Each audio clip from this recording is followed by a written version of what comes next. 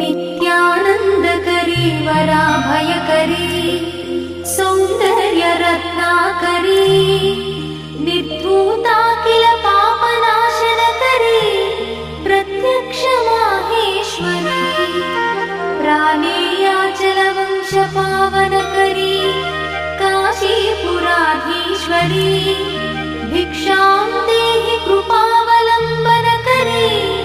Mata Annapurneshwari Mata Annapurneshwari नानारत्नविचित्रभूषणकरी